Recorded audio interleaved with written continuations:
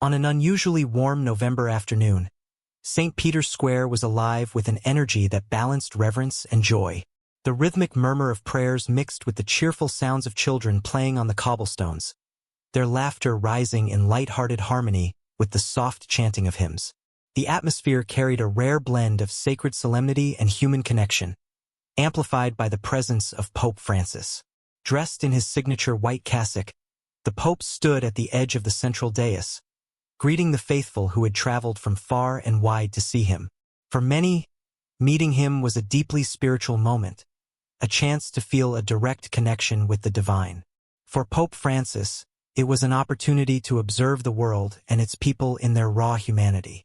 His kind eyes roamed the crowd, occasionally pausing to linger on a face or gesture that moved him. Among the banners and waving hands, he spotted a young boy in a wheelchair, his face glowing with joy as he held up a small handmade card. Pope Francis leaned down, accepting the card with a gentle smile.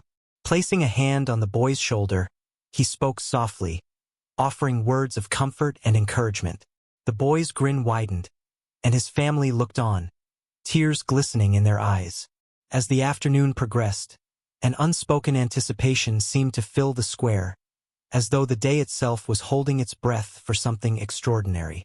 After delivering his final blessing, the Pope began his customary walk along the barriers, greeting those he had not yet met. The Vatican guards flanked him discreetly, their eyes scanning the crowd for any disruptions, though even they appeared relaxed, basking in the serenity of the day.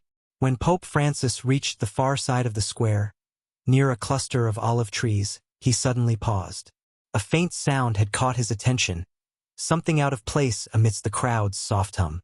Tilting his head, he strained to identify it. A whimper, perhaps, or a muffled bark. His curious expression drew murmurs from the people nearby. Stepping away from the main path, he moved toward the edge of the colonnade, where the sound grew clearer. It was a series of plaintive whimpers, broken by occasional silence. Kneeling carefully, the Pope peered into a patch of shrubbery and found the source. A small, scruffy dog.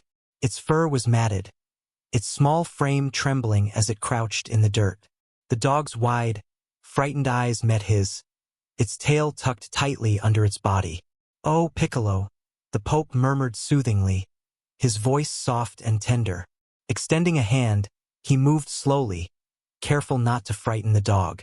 For a moment, the animal hesitated, its body tense with fear. Then, as though sensing the Pope's gentle intentions, it took a cautious step forward. The crowd, now silent and watchful, looked on as Pope Francis reached out to lift the tiny dog into his arms. Its frail body felt far too light, and he cradled it against his chest, stroking its matted fur. Turning to his aides, he said, "We must see to it that this little one is cared for. Perhaps it belongs to someone nearby. If not, we will ensure it finds a home." Unbeknownst to the Pope, a camera had captured the entire moment. Yet what happened next would make this day unforgettable.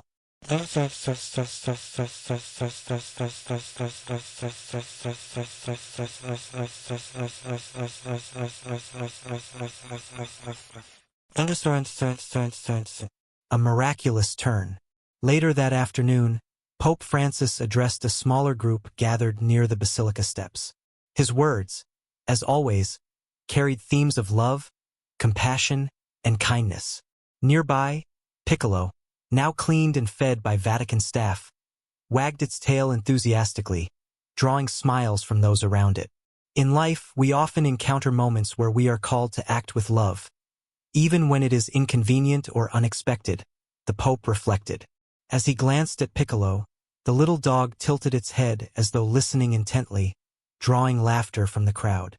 But before he could finish his thought, Piccolo suddenly darted forward, leaping onto the platform where the Pope stood.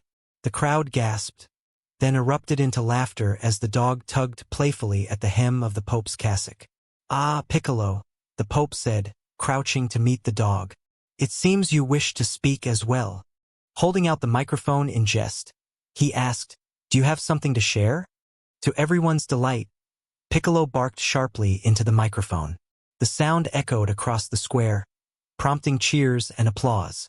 But Piccolo wasn't done. The dog's demeanor changed. It barked again, this time more insistently, before trotting toward the edge of the platform and looking back at the Pope. "You want me to follow you, don't you?" the Pope asked, intrigued. He stepped down from the platform, trailing behind the determined dog as it led him toward the colonnade where it had been found earlier.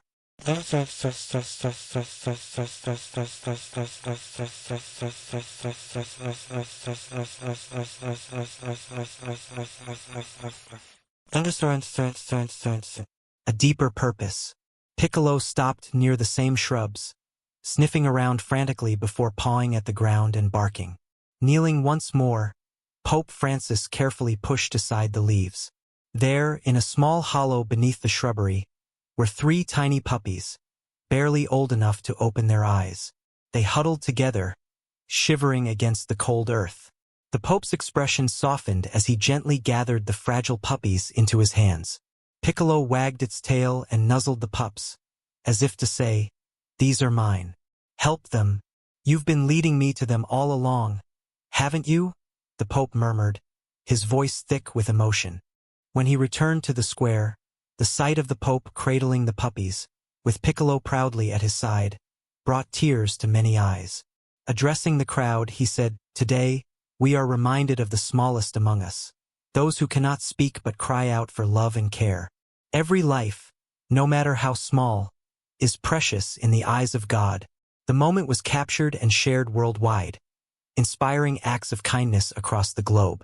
Animal shelters reported a surge in adoptions, and donations to organizations caring for abandoned animals poured in. Piccolo quickly became a beloved figure in the Vatican, often seen trotting at the Pope's side. During a sermon a week later, Pope Francis joked, "This little dog has become my teacher. He reminds me to stop, to pay attention, and to act when someone needs help." As he moved toward the far edge of the square, something unusual caught his attention. A faint, distressed sound that seemed out of place amidst the jubilation. He paused, tilting his head, his keen ears catching what others had overlooked. A bark.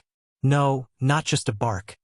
A cry, soft and plaintive, rising from somewhere near the stone colonnades. The crowd quieted as they noticed the Pope breaking away from the main path. He followed the sound with a sense of urgency, his steps quickening until he stopped near a cluster of shrubs. Kneeling down, he peered into the shadows and found the source. A small, scruffy dog, its fur tangled and its body trembling. The dog flinched as the Pope reached out, its fearful eyes darting around as if searching for an escape. "Shoo, Piccolo," he murmured, his voice low and soothing. "You are safe.